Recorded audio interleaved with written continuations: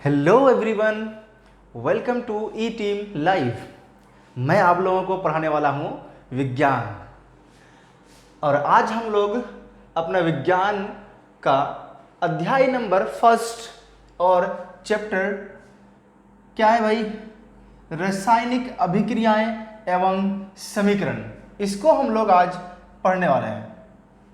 तो सबसे पहले हम लोग समझेंगे रासायनिक अभिक्रियाएं और उसके बाद हम लोग समझने वाले हैं रासायनिक समीकरण।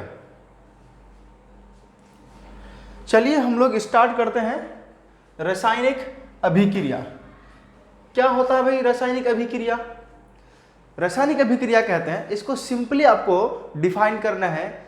यह एक प्रक्रिया है जिसमें एक या उससे ज्यादा पदार्थ मिलकर, एक से ज्यादा पदार्थ मिलकर एक या उससे ज्यादा पदार्थ बनाते हैं, तो उसे ही हम लोग कहेंगे रासायनिक अभिक्रिया। ऐसी अभिक्रिया या ऐसी प्रक्रिया जिसमें एक या उससे ज्यादा पदार्थ मिलकर यानी कि कंबाइन कर एक या उससे ज्यादा पदार्थ फॉर्म करता है, बनाता है, उसे ही हम लोग कहते हैं रासायनिक अभिक्रिया। इसको लिखेंगे कैसे भाई? लिखेंगे रासायनिक अभिक्रिया, रासायनिक अभिक्रिया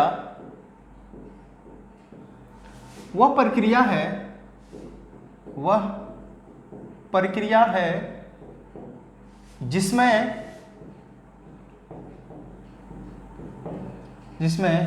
एक या उससे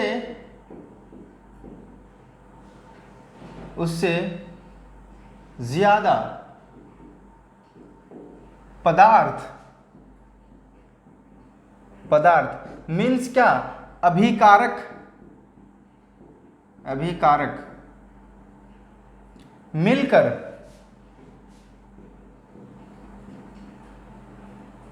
एक या उससे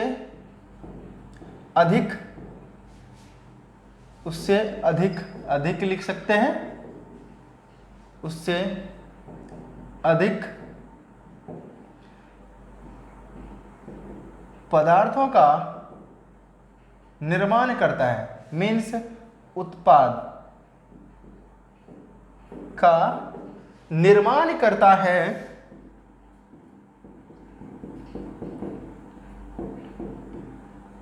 उसे रासायनिक अभिक्रिया कहते हैं। रासायनिक अभिक्रिया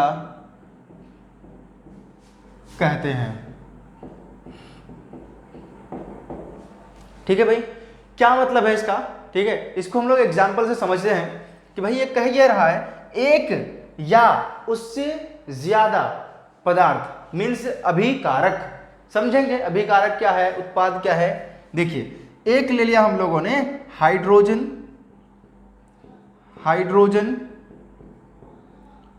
और ले लिया हम लोगों ने ऑक्सीजन। ये दोनों मिलकर रिएक्ट कर बनाता है जल। देखो भाई, इस साइड जितना भी तत्व है या यौगिक है, कुछ भी, ठीक है, उसको हम लोग कहते हैं अभिकारक।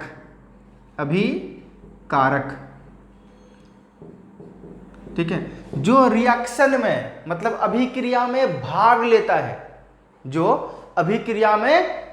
लेता है उसे हम लोग अभिकारक कहते हैं। और इस रासायनिक अभिक्रिया के बाद जो पदार्थ बनता है उसे हम लोग कहते हैं उत्पाद। तो यहां पर बना जल, तो ये हो गया उत्पाद। ठीक है, तो अब इसको पढ़िए कि रासायनिक अभिक्रिया वह प्रक्रिया है जिसमें एक या उससे ज्यादा यानी कि अधिक पदार्थ अभिकारक मिलकर एक या उससे अधिक पदार्थों का निर्माण करता है, उसे रासायनिक अभिक्रिया कहते हैं। ठीक है, समझ में आई थिंक आ गया होगा। ठीक है। अच्छा, इस रासायनिक अभिक्रिया में क्या क्या इन्वॉल्व हो सकता है, ठीक है। मान लो कि कैसे हम लोग ये जान सकते हैं कि भाई यहाँ पर रासायनिक अभिक्रिया हुआ है, ठीक है। कुछ चीजों के तहत हम जान सकते हैं कि भाई उसकी अवस्था में चेंज आ गया। जैसे देखो भाई, ये है क्या, हमारा गैस है, ये क्या है, गैस है, और ये क्या है, लिक्विड, मीन्स क्या, ये मेरा आ गया द्रव आ गया, द्रव, ठीक है। ये क्या आ गया, द्रव आ गया। तो इधर गैस, गैस, द्रव, यह हो क्या रहा है, अवस्था में चेंज आ रहा है, अवस्था में बदलाव आ रहा है। तो सबसे पहले एक रिएक्शन में क्या क्या हो सकता है उसको हम लोग देखते हैं। या तो अवस्था चेंज होगा, ठीक है। किसमें चेंज होगा भाई, अवस्था में परिवर्तन, अवस्था में परिवर्तन, ये हो सकता है। और दूसरा क्या हो सकता है भाई, रंग में बदलाव हो सकता है, या रंग में परिवर्तन, रंग में परिवर्तन, रंग में परिवर्तन। और क्या हो सकता है भाई, अवस्था में परिवर्तन, रंग में परिवर्तन, और गैस का निकास हो सकता है, गैस का उत्सर्जन हो सकता है,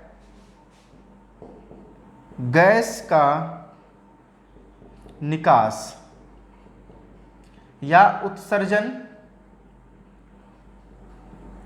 और तापमान में बदलाव, तापमान में परिवर्तन।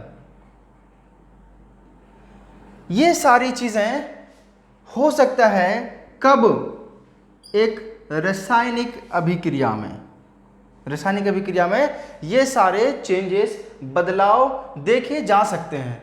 कि अगर कहीं हम लोग, अगर मान लो क्या हुआ कि उसका अवस्था बदल गया, तो हम भाई देख सकते हैं भाई रिएक्शन यहाँ पे हुआ है, कलर में बदलाव हो सकता है, इवोल्यूशन हो सकता है किसका, गैस का निकास हो सकता है, तापमान में बदलाव हो सकता है। ये सारी चीजें हो सकती हैं कहाँ पर भाई, केमिकल रिएक्शन में, रासायनिक अभिक्रिया में, ठीक है। चलिए अब हम लोग देखेंगे कि रासायनिक अभिक्रिया के कुछ दैनिक जीवन के उदाहरण। देखो भाई, समझना चीजों को इंपॉर्टेंट है, लेकिन उसको अपने लाइफ से रिलेट करना भी उतना ही इंपॉर्टेंट है। भाई हम लोग पढ़ रहे रासायनिक अभिक्रिया, तो ये हमें जानना चाहिए कि हमारे डेली लाइफ में, दैनिक जीवन में कहाँ कहाँ रासायनिक अभिक्रिया का एग्जाम्पल है, वो देखना है। जैसे आपने ये चीज देखा होगा कि आप मान लो कि ग्रिल लगा रखे हो कहीं पे, घर का गेट में कहीं पे ग्रिल है, तो देखेंगे कि वो जो आयरन है ना, उसमें जंग लग गया है। ये जंग का लगना क्या है, मतलब उस आयरन के ऊपर एक लेयर आ गया है, किसका, ऑक्साइड का, जिसको हम लोग कहते हैं कि जंग लग गया। इसका मतलब ये हुआ कि आयरन रिएक्ट किया है ऑक्सीजन के साथ, ठीक है। तो आयरन में जंग लगना या लोहे में जंग लगना, ये भी क्या है, एक उदाहरण है। तो हम लोग लिखेंगे लोहे में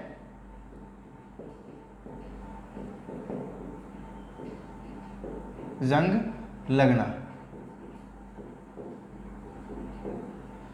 और क्या लिख सकते हैं भाई, और क्या, शोषण,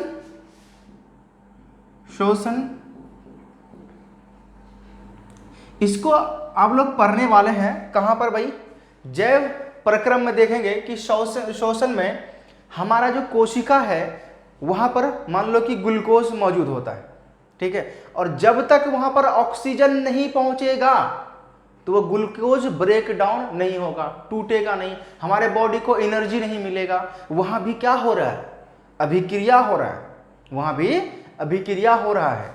तो शोषण लिख सकते हैं। उसी तरह से हम लोग पाचन लिख सकते हैं, ठीक है। हम लोग प्रकाश संश्लेषण लिख सकते हैं, प्रकाश संश्लेषण।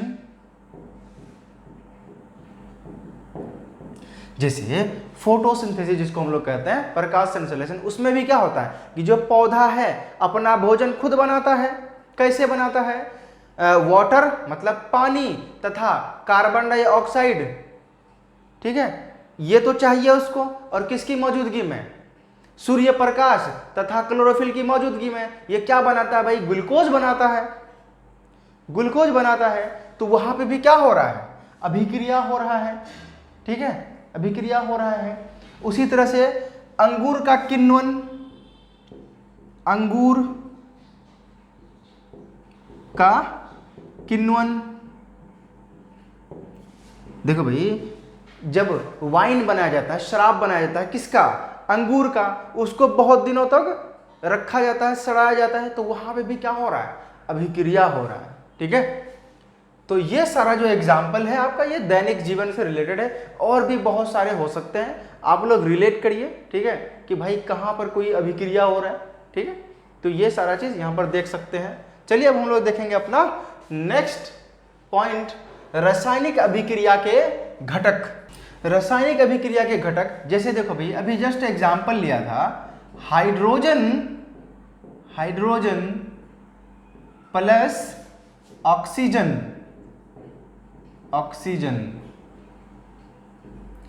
ये दोनों मिलकर बना रहा था जल, जल बना रहा है। ठीक है, तो ये एक अलग पार्ट है, ये एक अलग पार्ट है। ठीक है, रासायनिक अभिक्रिया में जो भाग लेता है उसको क्या कहते हैं भाई, अभी जस्ट कहा था, अभिकारक कहते हैं। और ये क्या है भाई, उत्पाद है। ठीक है, मीन्स ये हमारा रिएक्टेंट है जो रिएक्शन में भाग लिया, और ये मेरा है प्रोडक्ट, प्रोडक्ट्स। ठीक है, तो हमारे रासायनिक अभिक्रिया में दो घटक हैं, एक ये हो गए अभिकारक और दूसरे हो गए उत्पाद। ठीक है, तो भाई अभिकारक को हम लोग कैसे डिफाइन करेंगे और उत्पाद को हम लोग कैसे डिफाइन करेंगे, उत्पाद को कैसे डिफाइन करेंगे।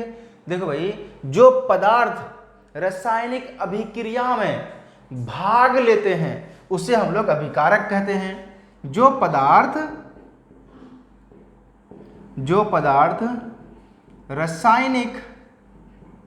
रासायनिक अभिक्रिया में भाग लेते हैं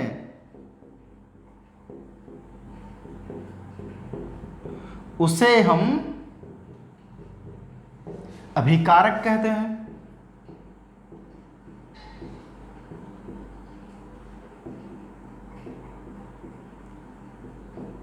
ठीक है, और उत्पाद किसको कहते हैं भाई, जो पदार्थ रासायनिक अभिक्रिया के बाद बनता है, जो पदार्थ रासायनिक अभिक्रिया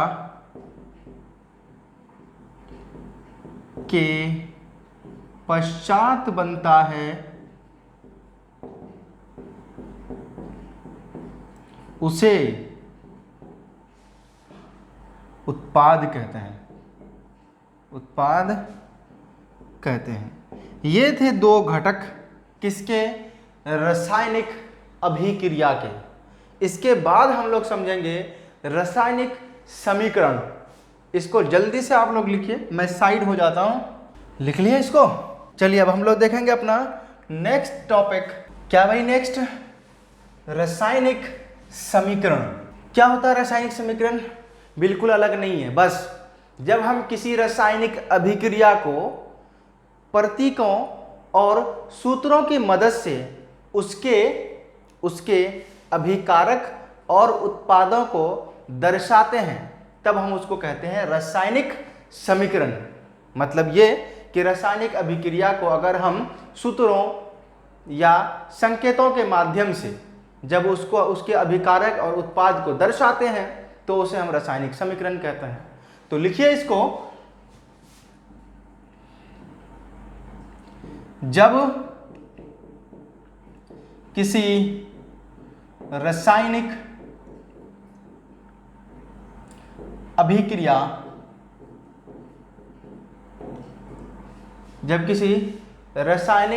अभिक्रिया को प्रतीकों, संकेतों, ठीक है, प्रतीकों और और सूत्रों के माध्यम से, सूत्रों का या कह सकते हैं सूत्रों का उपयोग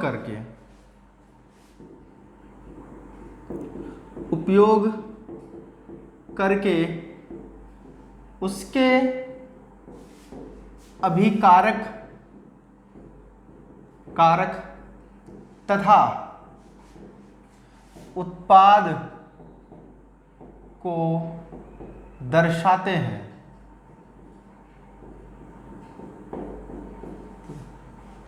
तब उसे हम लोग क्या कहते हैं भाई, रासायनिक समीकरण कहते हैं। ठीक है, तब उसे रासायनिक समीकरण कहते हैं। बस इतना ही है। जैसे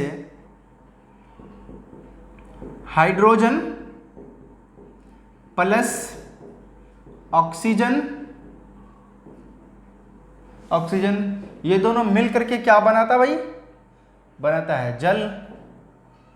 ठीक है, इसको किस फॉर्म में लिखना है, एक तो सिंबल के फॉर्म में और दूसरा कोई ना कोई फॉर्मूले के फॉर्म में। देखो भाई, सिंबल और फॉर्मूला। ठीक है, तो हाइड्रोजन को हम लोग लिखते हैं H2 प्लस ऑक्सीजन को लिखते हैं हम लोग O2 और फिर बनता है मेरा क्या, जल H2O। तो देखो भाई, इसको हम लोग किसके मदद से लिखे हैं, प्रतीकों के माध्यम से इसको लिखे हैं। ठीक है, ठीक है। देखो, जल को हम लोगों ने क्या लिखा, H2O, ऑक्सीजन को O लिखा, हाइड्रोजन को हमने H लिखा, संकेत दिया क्या, हाइड्रोजन को हम लोग H लिखे। ठीक है, ये थी भाई कहानी किसकी, रासायनिक समीकरण की। अब हम लोग पढ़ने वाले हैं अपना बहुत ही इंपॉर्टेंट टॉपिक जो है संतुलित रासायनिक समीकरण। किसी भी रासायनिक समीकरण को हम लोग संतुलित कैसे करते हैं। ठीक है, पहले यह सीखना है कि किसी भी रासायनिक समीकरण को हम लोग संतुलित कैसे करते हैं, उसके बाद फिर हम लोग जानेंगे कि क्यों करते हैं। ठीक है, अरे भाई इसको पढ़ रहा हूं कि भैया हम लोग करते हैं संतुलन किसको भाई, किसी भी रासायनिक समीकरण को, क्यों करते हैं वो भी इंपॉर्टेंट है। ठीक है, चलिए तो देखते हैं, लेते हैं एग्जाम्पल। Fe लिया, Fe प्लस ले लिया हम लोगों ने वाटर ले लिया, और ये फॉर्म करेगा Fe3O4 प्लस H2। देखो बैलेंसिंग करते ही क्यों, थोड़ा सा समझ जाओ।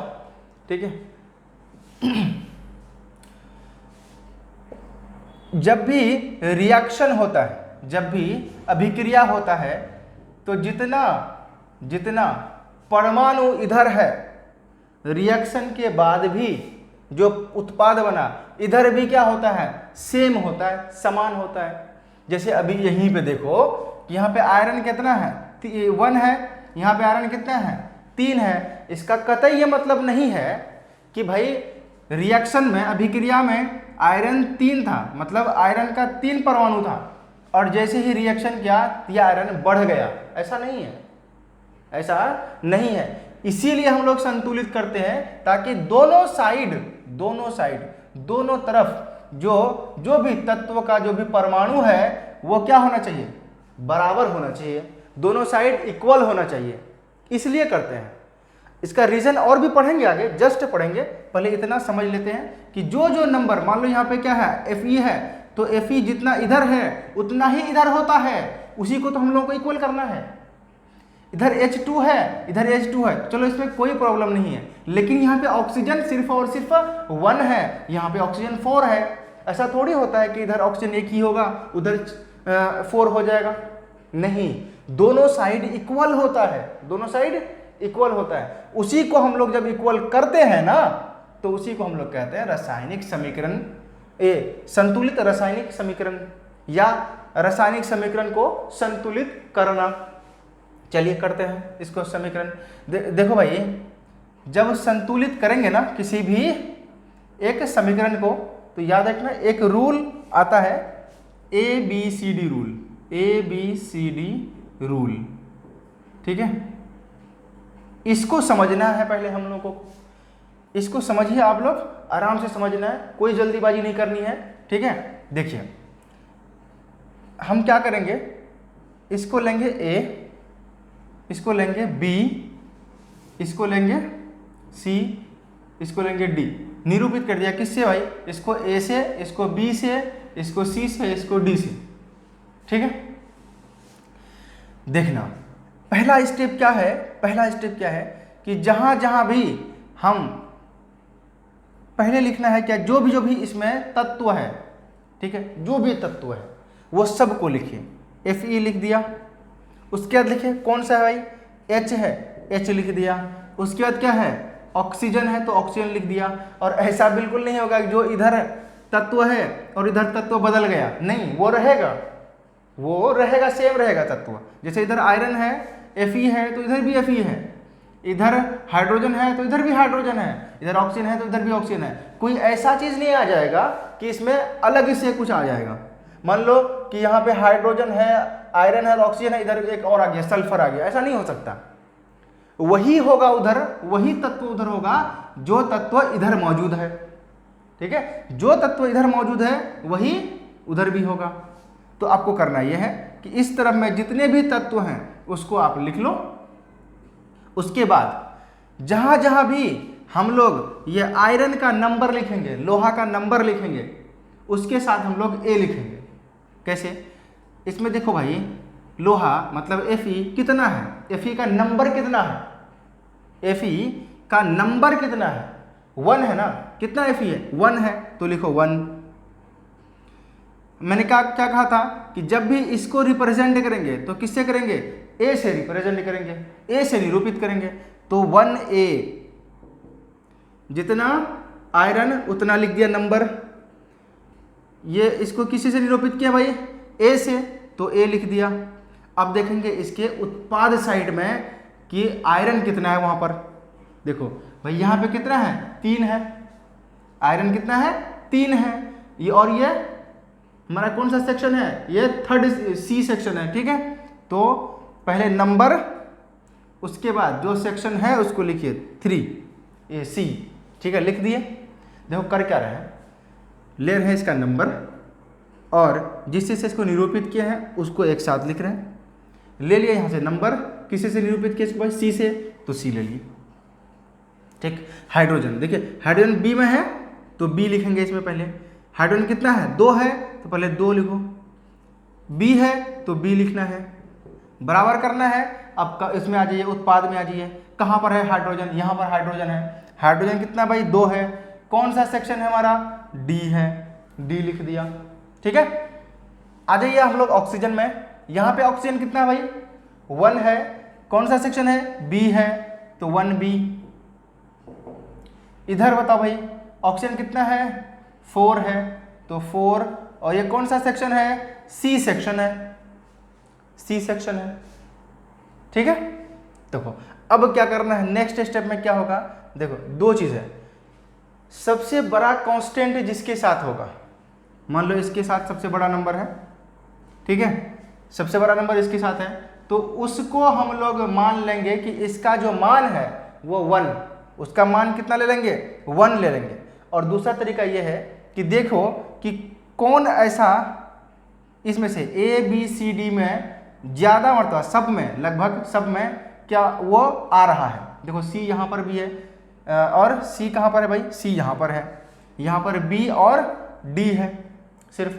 तो भाई 2 में एटलीस्ट मेरा C दिख रहा है, तो C को हम लोग ले सकते हैं वैल्यू, उसका मान 1। माना कि लिखो, माना कि C बराबर 1, तो एक तो C का वैल्यू मुझे मिल गया, क्या है भाई, 1 है।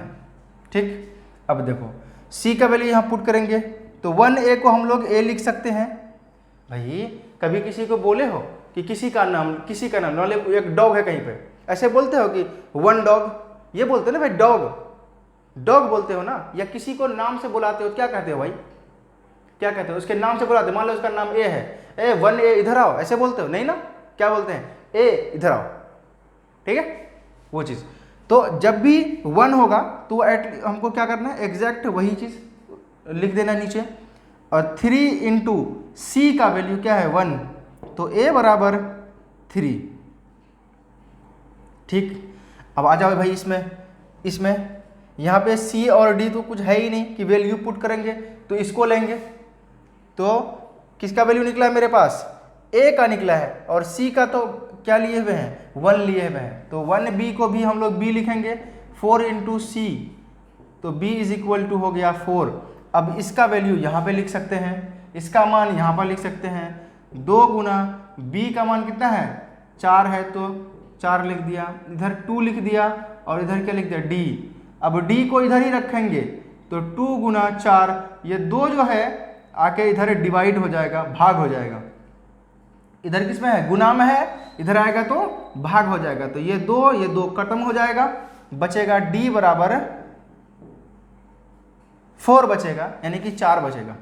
अब देखो a बराबर 3, d बराबर 4 है, b बराबर 4 है, b बराबर 4 है। देखो भाई हो गया है, देखो बैलेंस हो गया। अभी देखना a3, तो यहाँ पे 3 लिख दो, a ही है ना, a का वैल्यू 3 आया ना, तो यहाँ पे 3 लिख दिए।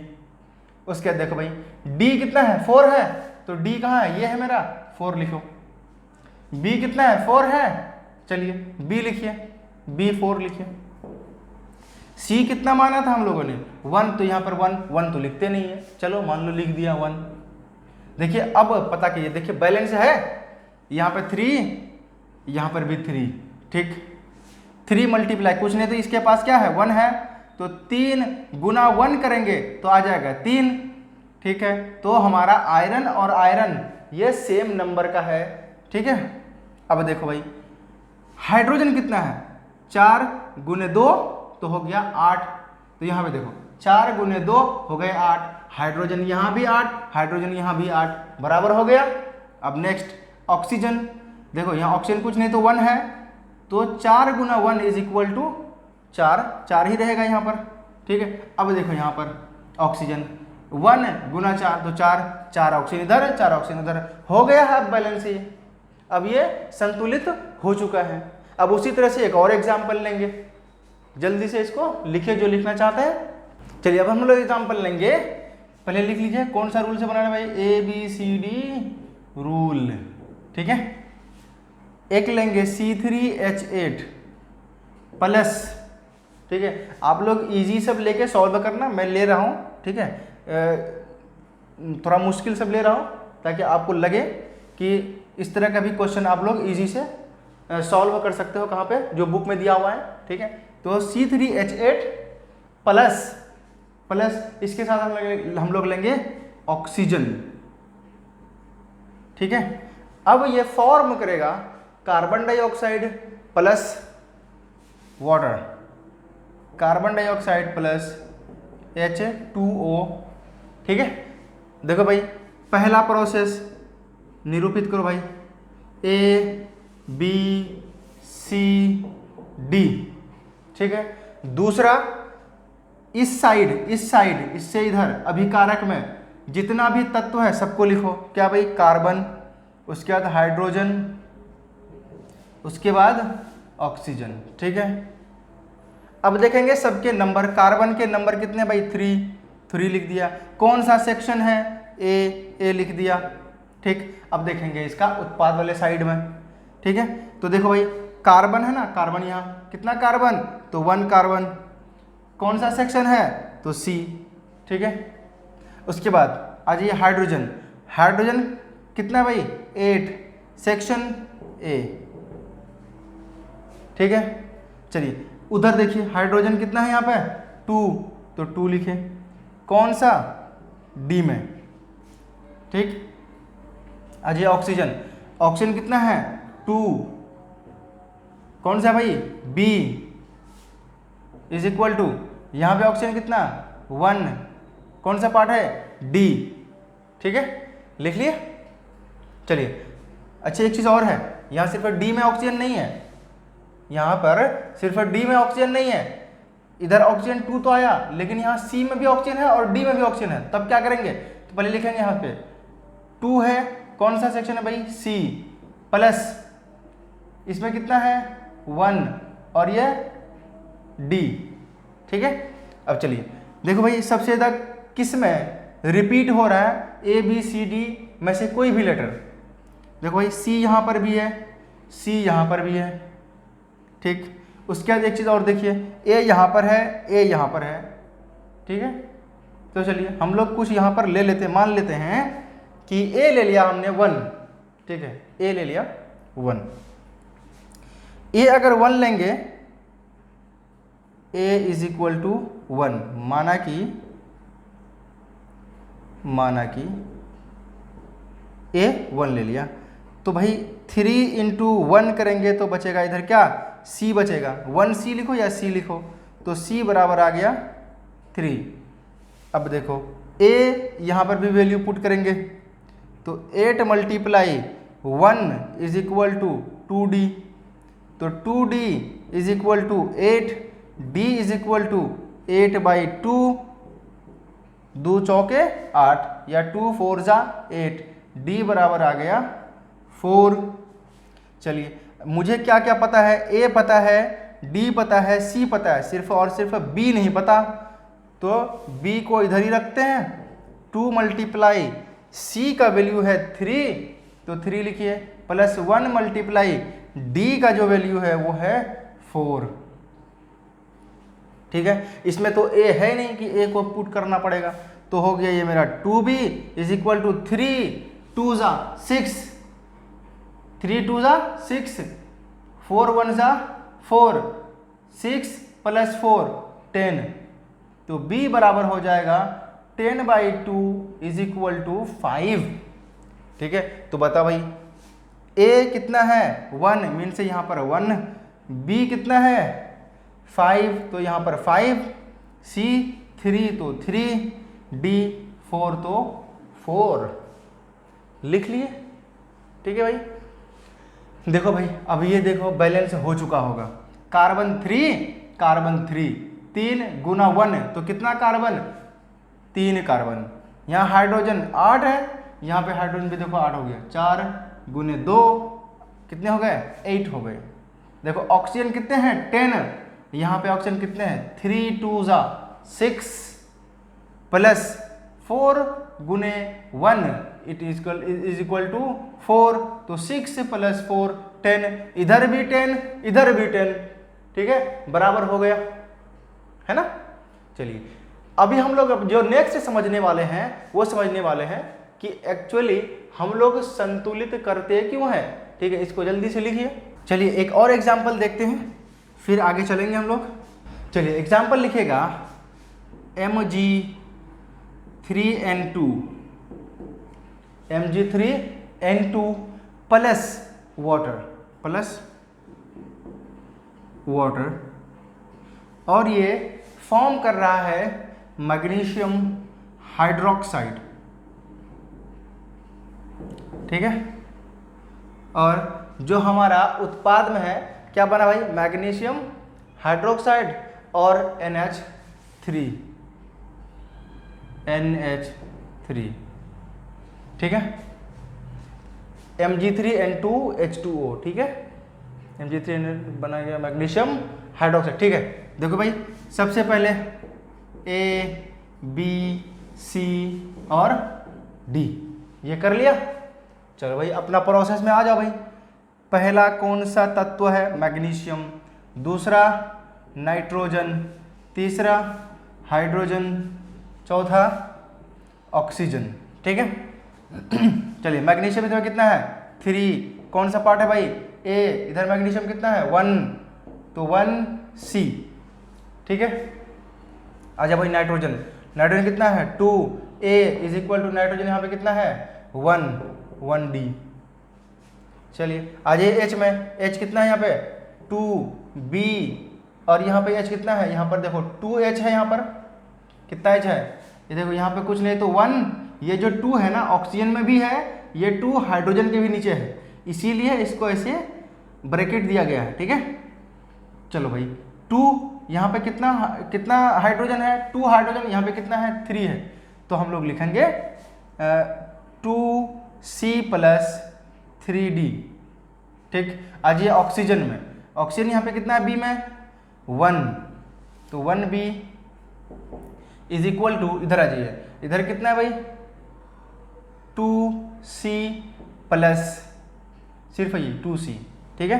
चलिए भाई देखिए सबसे ज़्यादा रिपीट कौन हो रहा है, यहाँ पर भी c, यहाँ पर c और यहाँ पर c, ठीक। और a यहाँ पर, a यहाँ पर और a कहीं पर नहीं है, तो हम लोग c को ले लेते हैं। माना कि c इज इक्वल टू 1, किस वैल्यू 1 ही लेना है, ठीक है। चलो भाई c को 1 करेंगे तो 3a इज इक्वल टू हो जाएगा 1 गुना 1, तो 1a बराबर हो जाएगा 1/3,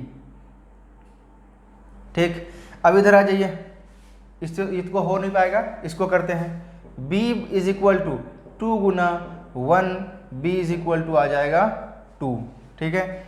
अब देखो भाई इधर a c और b इधर पुट कर सकते हैं। b का वैल्यू दिया हुआ है कितना भाई 2, c का वैल्यू पता है 1, 2 गुने 1 प्लस 3d, ये हो गए 4, इसको माइनस करेंगे इधर लाके, 2 मल्टीप्लाई 1 तो 2 को इस साइड लाएंगे, प्लस में है इधर ना, इधर लाएंगे तो -2 इज इक्वल टू 3d, बच जाएगा कितना 2 इज इक्वल टू d, और d बराबर हम लोग लिखेंगे 2/3। देखो भाई सबका वैल्यू आ गया है, देखो a का कितना आया 1/3, b का कितना आया है 2, b का आया 2, c का कितना है 1, d का है 2/3। इससे घबराना नहीं है कि फ्रैक्शन में क्यों आ गया, भिन्न में क्यों आया, ठीक है, कोई बड़ी बात नहीं है। देखो भाई यहाँ भी 3, यहाँ भी 3, एक चीज याद करो 1/2 और 2/4 दोनों में से क्या अंतर है, कोई भी नहीं, कट कर दो 1/2, ठीक है, 1/2 में बदल जाएगा। तुम अगर इसमें मल्टीप्लाई भी कर देते हो, गुना भी कर देते हो, कोई फर्क नहीं पड़ता कि मैंने क्या किया था, 1/2 को 2 से मल्टीप्लाई कर दिया ऊपर और नीचे, जब सब में मल्टीप्लाई कर देंगे तो कोई फर्क नहीं पड़ता, 2/4 हो जाता, फिर उसको कट करके 1/2 लेते आएंगे। और वही चीज यहाँ पे भी करने वाले हैं, सब में 3 से मल्टीप्लाई कर देंगे, कर दो भाई, इसमें भी 3 से मल्टीप्लाई, इसमें भी 3 से मल्टीप्लाई कर दो, इसमें भी 3 से कर दो और इसमें भी 3 से कर दो, ठीक है।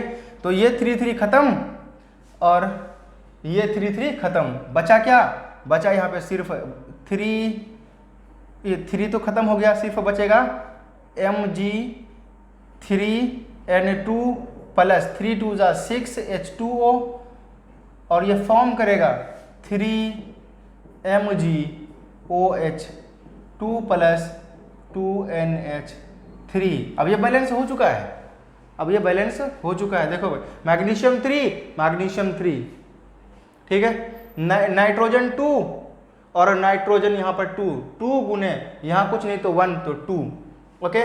नेक्स्ट आ जाइए हाइड्रोजन कितना है भाई 12, 6 2 जा 12, 12 है, 12 हाइड्रोजन है, तो यहाँ पे हाइड्रोजन कितना है देखो 3 यहाँ है, तो मतलब ये 3 इसमें भी मल्टीप्लाई है, गुना है, इसमें भी गुना है, इसमें भी गुना है, तो 3 गुना 2, क्योंकि 2 हाइड्रोजन है, ये यहाँ पर है, इसका मतलब ये है कि ये 2 ऑक्सीजन में भी है और हाइड्रोजन में भी है। जब इसको मल्टीप्लाई करेंगे, इसको गुना करेंगे तो किससे करेंगे, इसके नंबर से करेंगे, तो 3 गुना 2 6 हो गया, 3 गुना 2 6 हो गया। यहाँ पे भी क्या है भाई, ये 3 गुना 2 6 हो गया, 6 इधर 12, यहाँ पे भी 12।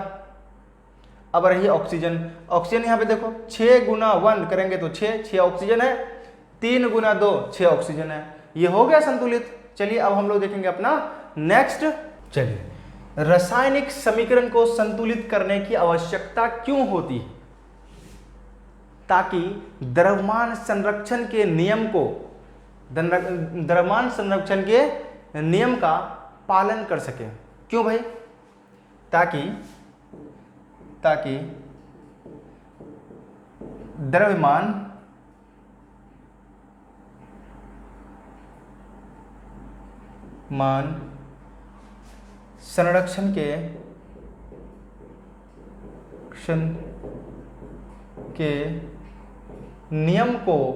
के नियम का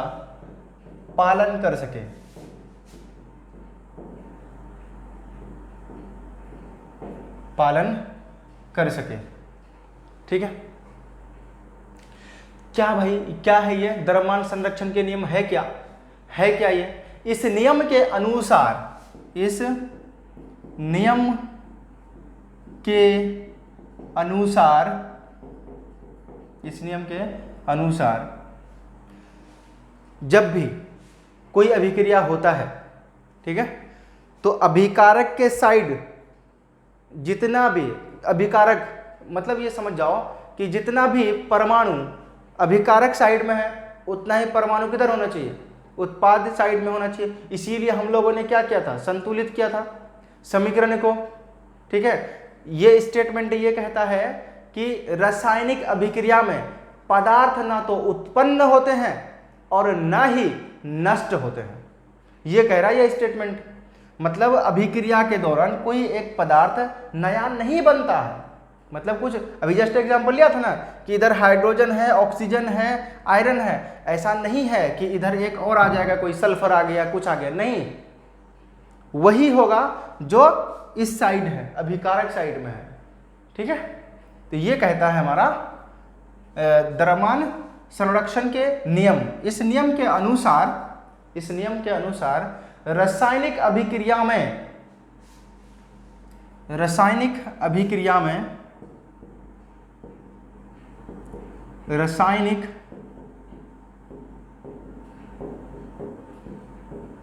अभिक्रिया में पदार्थ ना तो उत्पन्न होते हैं, पदार्थ ना तो उत्पन्न होते हैं और ना ही नष्ट होते हैं, न ही उत्पन्न होते हैं और न ही नष्ट हो सकते हैं।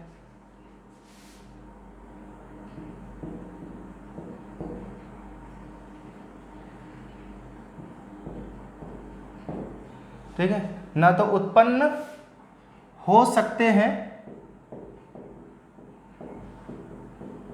और ना ही नष्ट हो सकते हैं, ठीक है। इसलिए इस समीकरण के दोनों पक्षों का प्रत्येक तत्व के परमाणु की संख्या समान होनी चाहिए। इसलिए लिखेंगे, इसलिए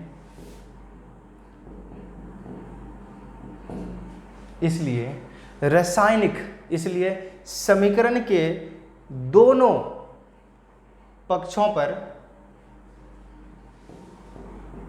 समीकरण के दोनों पक्षों में परमाणु की संख्या, दोनों पक्षों में प्रत्येक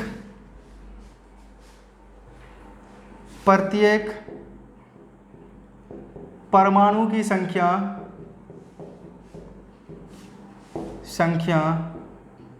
समान होनी चाहिए,